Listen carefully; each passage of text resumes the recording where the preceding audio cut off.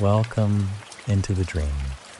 It's time to let go of the day, to release all the thoughts and worries, and gently drift into a world of peaceful rest. Settle into your bed now. Feel the softness beneath you, the warmth of your blankets, the cool, smooth touch of your pillow against your cheek. You are safe here. You are warm. You are ready to rest. Take a slow, deep breath with me in through your nose, filling your lungs, filling your belly, and slowly, softly, out through your mouth. Let all the tension, all the busyness, just float away with that breath. Again, a deep breath in. Imagine pure, calm air filling every part of you, and a long, gentle breath out, releasing everything, becoming lighter and lighter, then heavier as you relax.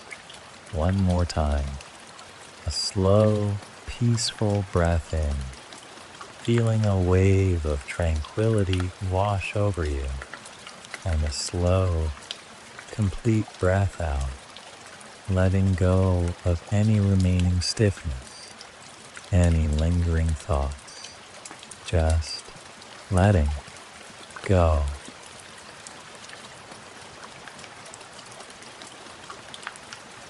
On a cold winter morning, the Orient Express train is at Aleppo station in Syria. It has a kitchen and dining car, a sleeping car, and 2 local coaches. Near the stairs, Lieutenant Dubosk, in military uniform, is talking to a small, thin man, his entire body wrapped in winter clothes. He is none other than the world-famous Belgian detective Hercule Poirot. Lieutenant Dubosk informs Poirot in polite but rapid French that he will arrive in Istanbul the following evening. Poirot confirms that he intends to stay in Istanbul for a few days.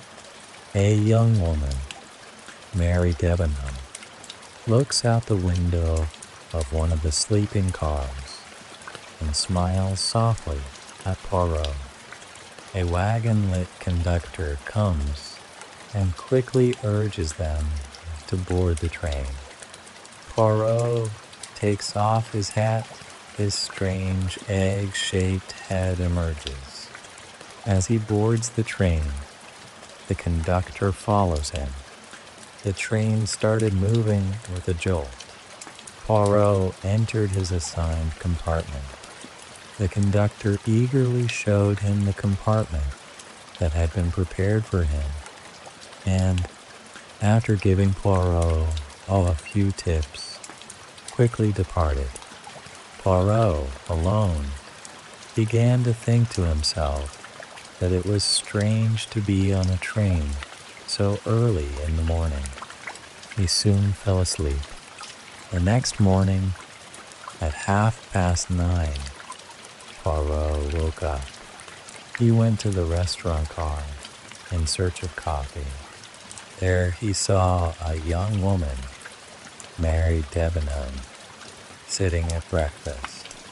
Poirot observed her attentively, noting a kind of cold, businesslike manner in her. After a while, a tall, middle-aged man, Colonel Arbuthnot, entered the restaurant car. He sat down next to Mary Debenham. They both spoke briefly and ignored Poirot completely.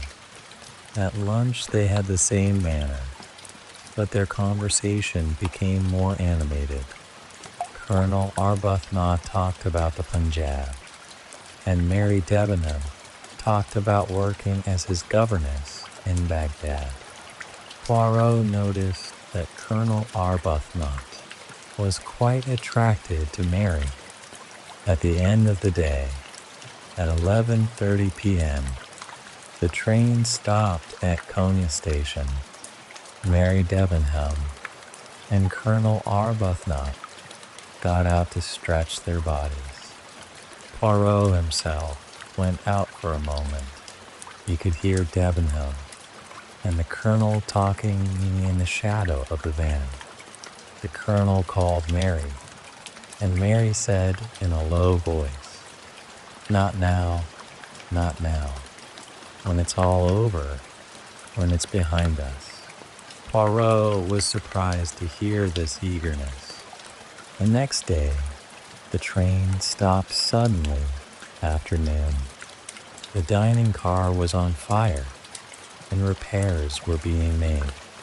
Mary Debenham became very anxious, her main concern being missing the Orient Express connection at Istanbul. Poirot was surprised by her restlessness.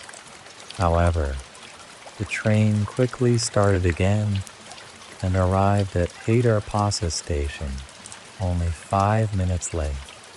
On reaching Istanbul, Poirot went straight to the Tactalian Hotel. There were some letters and a telegram waiting for him. The telegram read, "Your predicted progress in the Kastner case has unexpectedly occurred. Please return immediately. The RCE is important." This annoyed Poirot, as he had to return to London. He quickly learned from the concierge that the Simplon Orient Express left at 9 o'clock at night and that he had a first-class sleeper berth in the hotel lounge. Poirot meets M. Book, the director of the Wagon Lit Company, and a longtime friend of Poirot's. M. Book is also on the same train. They both go to a restaurant for dinner.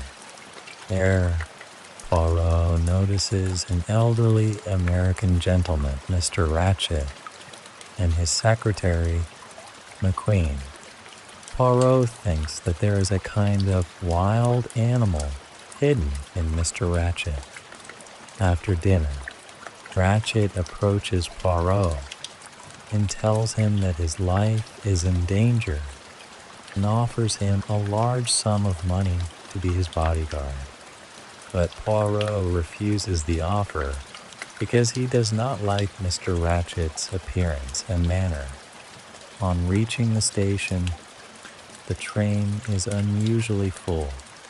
Despite his influence, M. Book is unable to give Poirot a first-class sleeper. Poirot is forced to share a second-class berth number 7 with McQueen. McQueen, he was surprised to see him, for he had thought that Poirot would get off at Belgrade. Poirot explained that it was a misunderstanding. McQueen offered him a change of berth, but Poirot refused.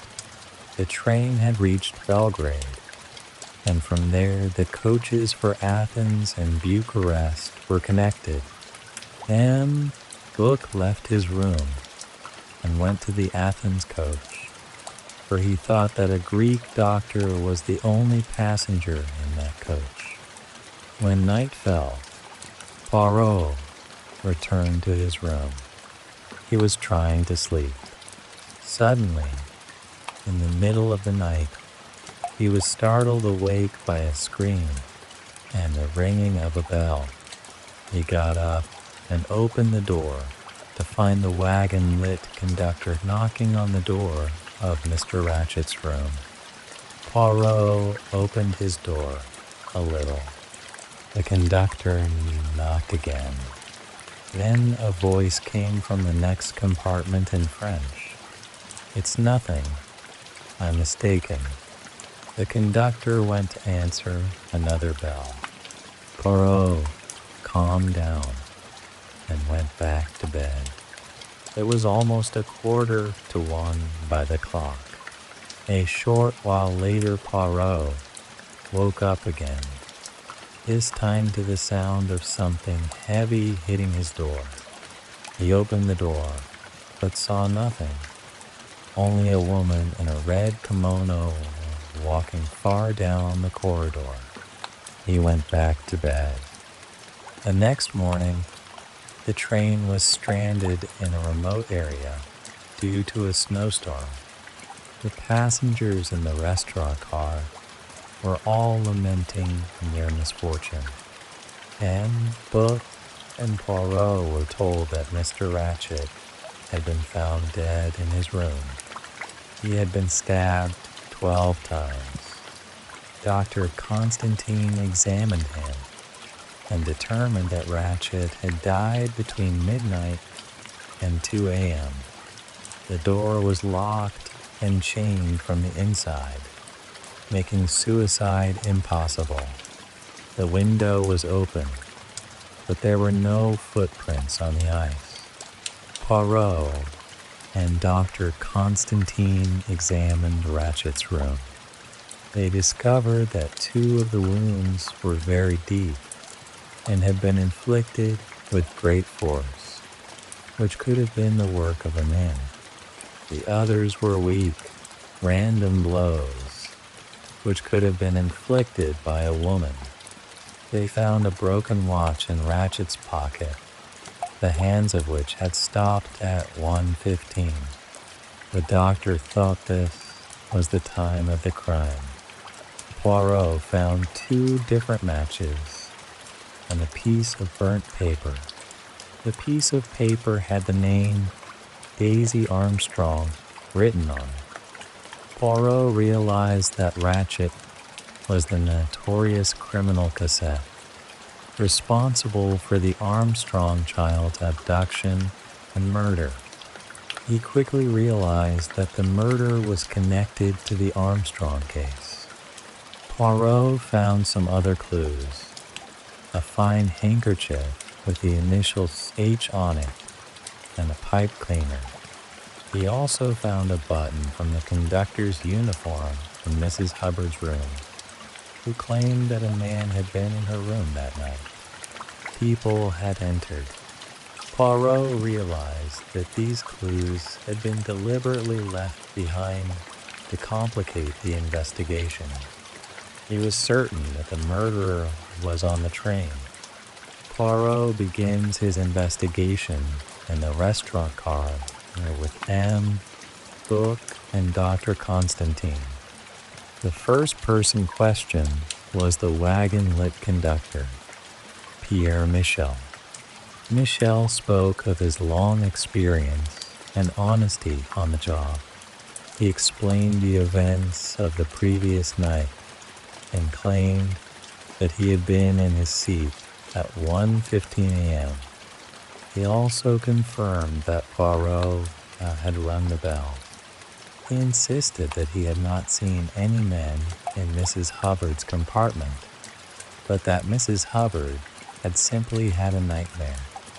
He also confirmed that no one had got off or entered the train after the train had become stuck in the snow.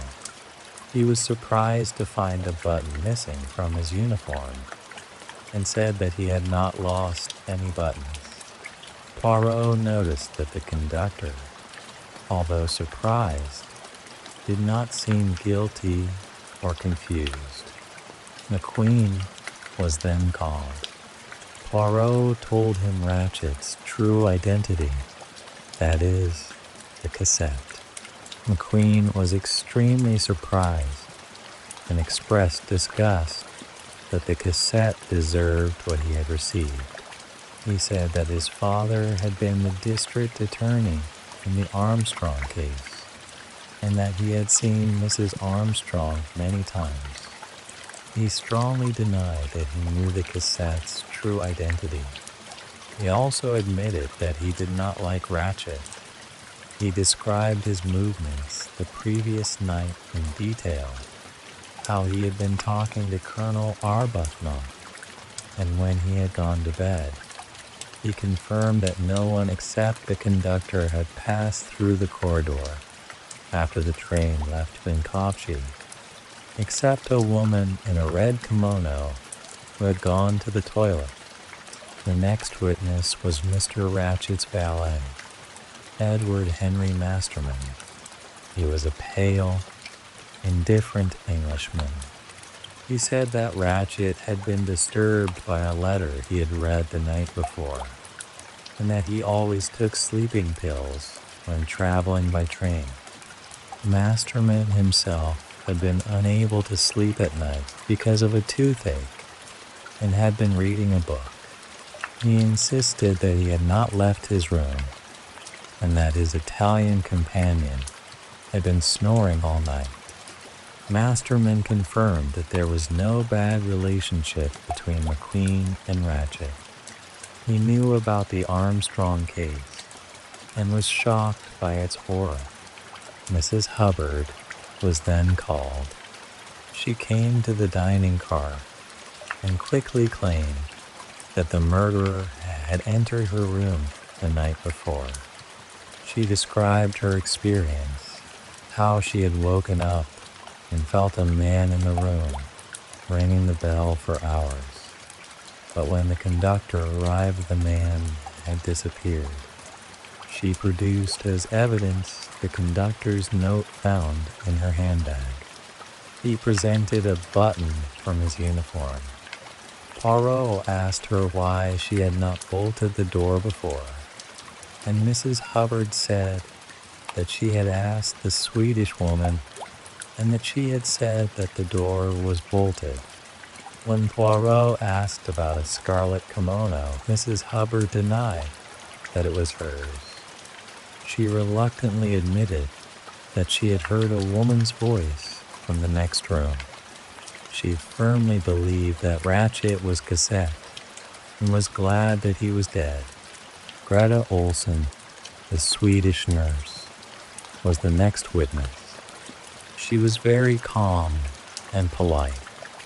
She assured Poirot that she had mistakenly entered Ratchet's room and that she had last seen him alive when he was reading a book. She gave Mrs. Hubbard aspirin and checked the bolts in her room.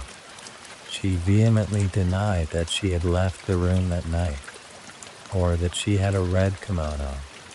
She had heard about the Armstrong case, and it had been very emotional for her. Maid. Poirot noticed that although she denied any connection with the Armstrong case, her behavior was suspicious. Princess Dragomirov was questioned. She was a Russian aristocrat with an ugly appearance, but a very imposing personality. She did not like to speak English. She stated firmly that Mrs. Armstrong was her goddaughter and that she was a friend of Linda Arden, Mrs. Armstrong's mother, a famous actress. She expressed no regret at Ratchet's death, but rather felt that justice had been done. She described her activities the previous night, during which her maid, Hildegard Schmidt, had been massaging and reading to her since 1:45 a.m. When Poirot asked about her scarlet kimono, she coldly replied that her dressing gown was of blue satin. She insisted that no other members of the Armstrong family were alive. The Count and Countess Andreni were next witnesses. They are Hungarian aristocrats and holders of diplomatic passports. The Count firmly claims that they both slept the previous night and heard nothing. The Countess agrees with her husband. Poirot notices that the Countess's passport has her Christian name changed from Helena to Ilona, and there is a grease stain. When he asks about the Countess's scarlet kimono, the Countess laughs and says that it is corn-colored chiffon. When Poirot questions them about their connection with the Armstrong case, they deny it. Colonel Arbuthnot was questioned again. He denied his affair with Mary Debenham and was surprised when Poirot revealed that Debenham had been governess to the Armstrong family. Arbuthnot smoked a pipe, and the pipe cleaner found in Ratchet's room seemed to be his.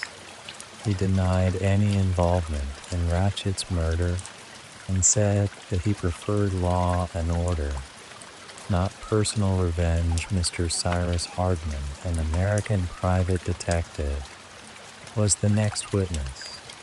He revealed that Ratchet had hired him as his bodyguard because he felt his life was threatened by a small, dark, effeminate man.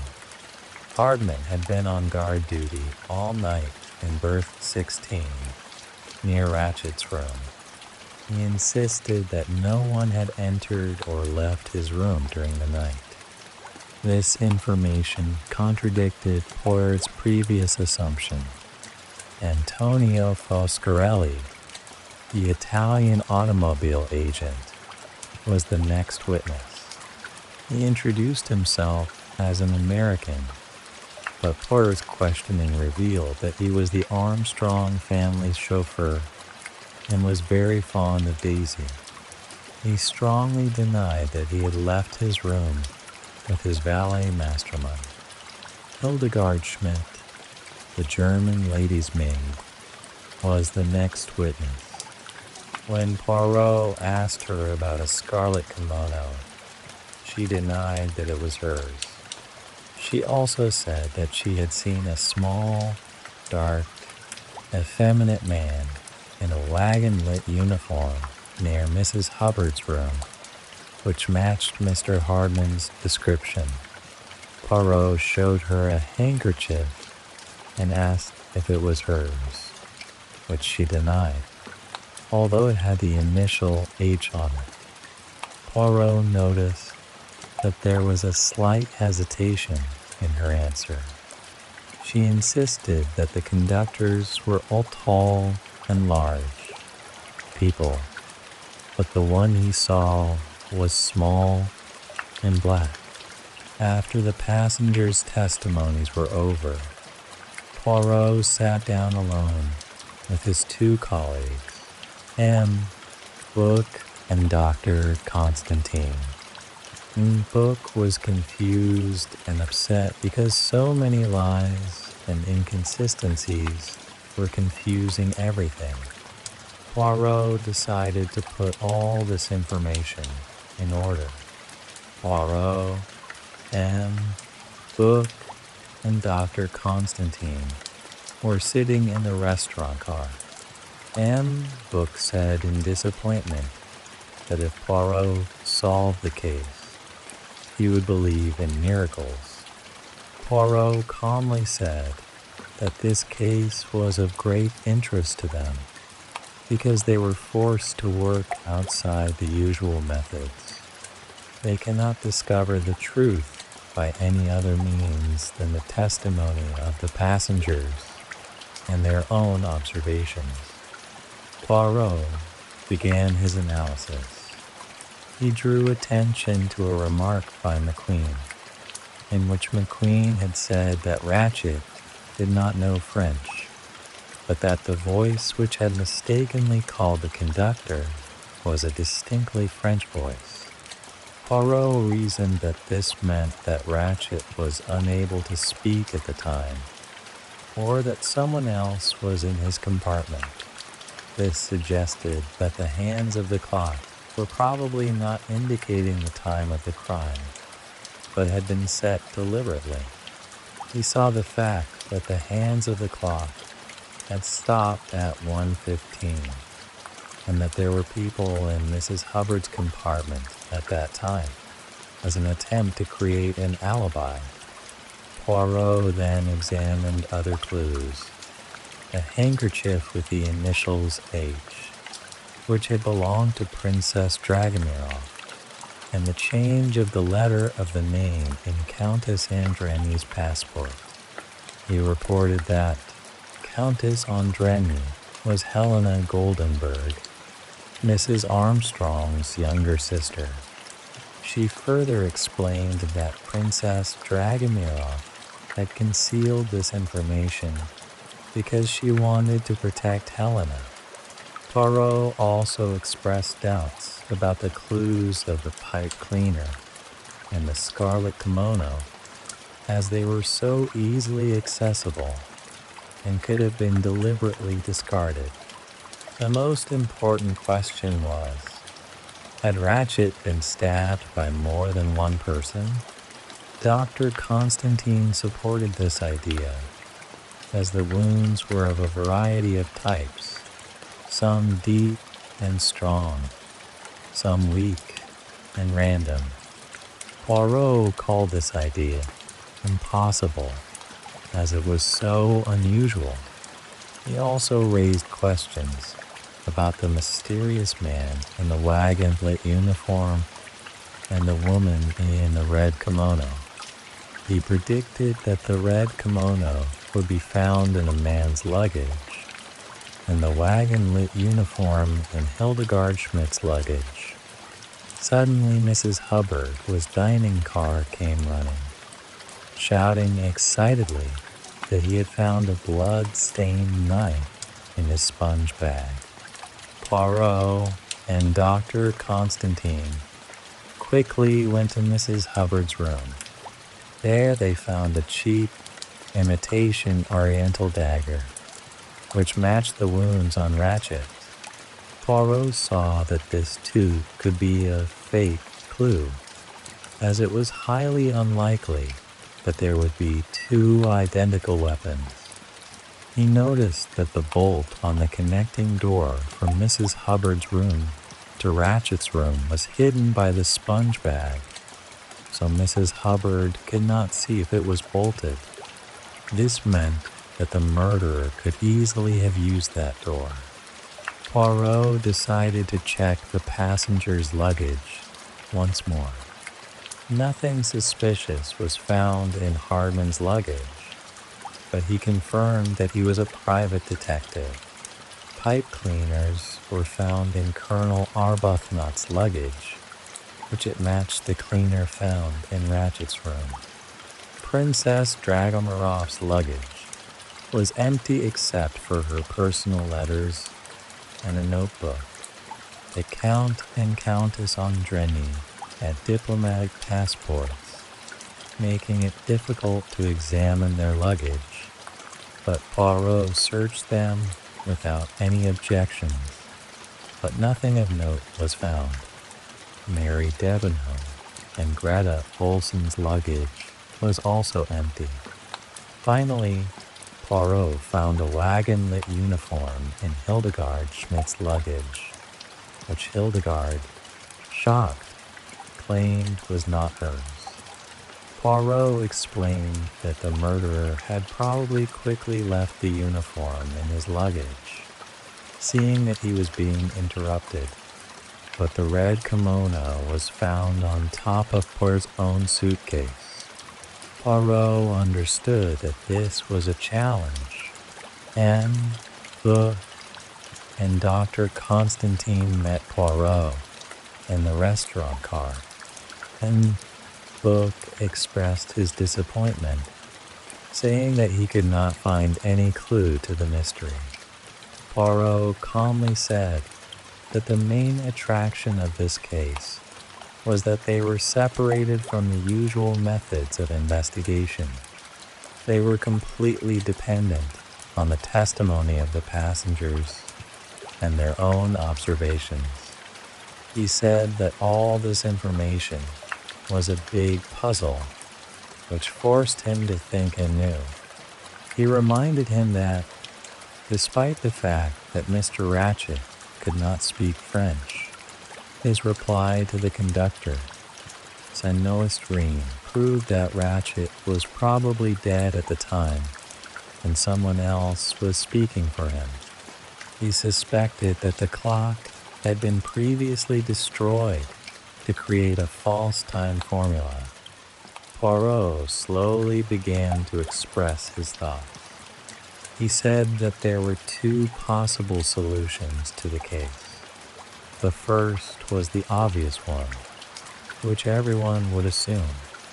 That is, an outsider had entered the train, killed Ratchet, and then escaped. He used Hardman's testimony that he had seen a small, dark, feminine-voiced man pass by Ratchet's compartment, and the conductor's uniform, and other clues to prove this theory. He said that Ratchet had set his watch to the wrong time, and that the clock had stopped at 1:15, which was actually 12:15 Eastern European time. He explained that the incident of Mrs. Hubbard's compartment being occupied was a nightmare, and that Hildegard Schmidt had seen the conductor at the wrong time. This simple solution satisfied Book very much. But then Poirot presented his second and original solution. He sighed and said that the first theory was so simple that it seemed incomplete. He told his mind to think anew, to detach itself from all the information. Some things seemed to him to be of the greatest importance. A remark by Book that the passengers on the train were of different classes, ages, and nationalities, which was very unusual at this time of year. He mentioned other minor points, such as the location of Mrs. Hubbard's sponge bag, the name of Mrs. Armstrong's mother, Mr. Hardman's detective methods, a remark by McQueen, and a grease stain on a Hungarian passport. He began with the handkerchief, that fine, expensive handkerchief with the initials H could not have been purchased by Mrs. Hubbard or Miss Debenham, but only by a noblewoman like Princess Dragomirov or Countess Andreni. He suspected that the name Elena on Countess Andreni's passport was actually Helena, which was covered with grease stains. He recalled that Mrs. Armstrong's mother's name was Linda Arden, who was a famous actress. Her real name might have been Goldenberg, and she might have been of European descent. Poirot surmised that Countess Andreni was Helena Goldenberg, Mrs. Armstrong's younger sister, who later married the Count. Princess Dragomirov had lied to conceal Helena's identity. Then Poirot revealed his most important discovery. Ratchet had been stabbed by multiple people, and all of them were somehow connected to the Armstrong case. He explained that the Armstrong case had brought such a deep tragedy that it had ruined the lives of many people. He also noticed that every passenger on the train, McQueen, the son of Armstrong's family attorney, Masterman Colonel Armstrong's valet, Mrs. Hubbard Linda Arden, Mrs. Armstrong's mother, Greta Olson Armstrong's baby nurse, Princess Dragomirov, Mrs. Armstrong's godmother, Count and Countess Andreni Countess Helena Goldenberg, Mrs. Armstrong's sister, Colonel Arbuthnot, Colonel Armstrong's friend, Cyrus Hardman, a private detective posing as Ratchet's bodyguard, Antonio Foscarelli Armstrong's chauffeur, Mary Debenham Armstrong's governess. All of them are directly involved in this incident. Even the wagon-lit conductor Pierre Michel is involved, because the French maid who committed suicide was his daughter. Poirot concludes that it was no coincidence that so many people were traveling on the same train. It was a well-planned plan. They were all acting as a jury who Ratchet, that is Cassette, was sentenced to death for his crime, which he had evaded in the eyes of the law. Each stabbed him once, so that no one was guilty alone. The clock was deliberately set to the wrong time, and the clues such as handkerchiefs, pipe cleaners, buttons were created so that each passenger had a different witness for an alibi and could confuse the investigator. Hardman's false story was designed to cast suspicion on an outsider. The red kimono was deliberately left in Poirot's suitcase to create further confusion. Poirot admitted that the plan was somewhat disrupted by a snowstorm, as they were unable to get off the train. However, they quickly got the situation under control and continued as planned. He revealed Mrs. Hubbard's true identity, which was actually Linda Arden, Mrs. Armstrong's mother. Linda Arden described the incident, how the 12 of them and the conductor, whose daughter had committed suicide, making 13 decided that since Cassetti had escaped the law, they should punish him. They all agreed to do so. Finally, Poirot presented his second solution to M, Book and Dr. Constantine. M. Book was silent for a moment, then told Poirot that his first theory was correct, and that there was no need to present this second theory to the police. Dr. Constantine also agreed with this decision, because they believed that Cassetti had received what he deserved. Poirot accepted M. Book's decision and announced that since he had presented his solution, he was withdrawing from the case. Thus, a criminal who had escaped the law received his due punishment, not from the hands of the law, but from a group of judges. In this quiet moment, with the world hushed by snow, your mind might conjure a faint whisper, a gentle thought about a small, intriguing puzzle that has arisen on this magnificent train, a delicate mystery, like a wisp of smoke, a fascinating pattern of quiet observations that a very clever, calm mind might be considering. But it's nothing to worry about. It's just a fleeting image, a gentle curiosity that simply drifts through your mind like a snowflake and then melts away, disappearing as easily as it appeared. You are safe. You are warm. You are deeply relaxed. The train is a steady, unmoving haven. It's a quiet island of peace in the snowy, silent world. You are drifting now, deeper and deeper, into the softest sleep. The silence outside is a soft blanket, wrapping you in stillness. The warmth inside is a comforting embrace. Let your mind clear. Let your thoughts become like the soft snow outside, falling gently, then melting away, disappearing. There is nothing you need to do, nowhere you need to be. Just rest, just breathe. Each breath takes you deeper, deeper, into the most peaceful sleep you have ever known. You are completely surrounded by calm, completely safe. Sleep deeply now. Sleep soundly. You are exactly where you need to be. Good night. Sleep well.